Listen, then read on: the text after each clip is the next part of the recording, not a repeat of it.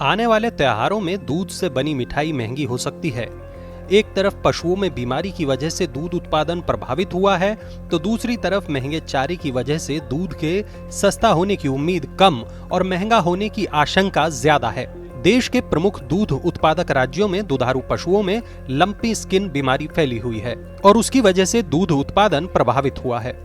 गुजरात और राजस्थान के बाद अब मध्य प्रदेश और महाराष्ट्र में ये बीमारी फैली हुई है। उत्तर प्रदेश के बाद इन्हीं राज्यों में दूध का उत्पादन सबसे ज्यादा होता है। बीमारी की वजह से इन राज्यों में हजारों की संख्या में पशुओं की मौत हुई है।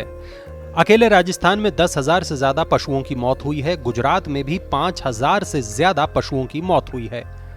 दुधारू पशु जब लंपी स्किन बीमारी का शिकार होते हैं तो उनके दूध में लगभग 60% कमी आ जाती है और पशु ठीक हो भी जाए तो भी दूध के पिछले स्तर तक लौटने में समय लगता है। यही वजह है कि दूध उत्पादन प्रभावित हो रहा है और दूध उत्पादन के घटने का असर ही है कि डेयरियों के पास रोजाना आने वाले दूध की सप्लाई में कमी आई है। कई जगहों पर तो दूध का कलेक्शन 3 से 5% तक घट गया है। हालांकि दूध कलेक्शन में आई कमी की वजह कोरोना के बाद सामान्य हुए हालात भी हैं।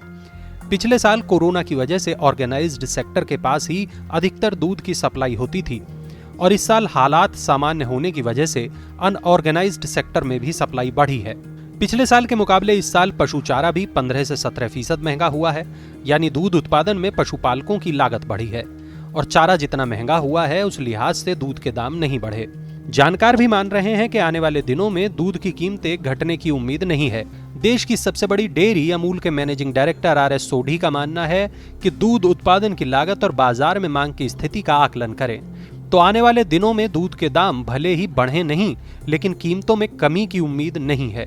पिछले महीने ही बढ़ी हुई लागत का हवाला देते हुए दूध कंपनियों ने दूध की कीमतों में प्रति लीटर 2 रुपए की बढ़ोतरी की थी और इस बढ़ोतरी के बाद लंपी स्किन बीमारी की वजह से घटी दूध की सप्लाई ने कीमतों में फिर से बढ़ोतरी की जमीन तैयार कर दी है।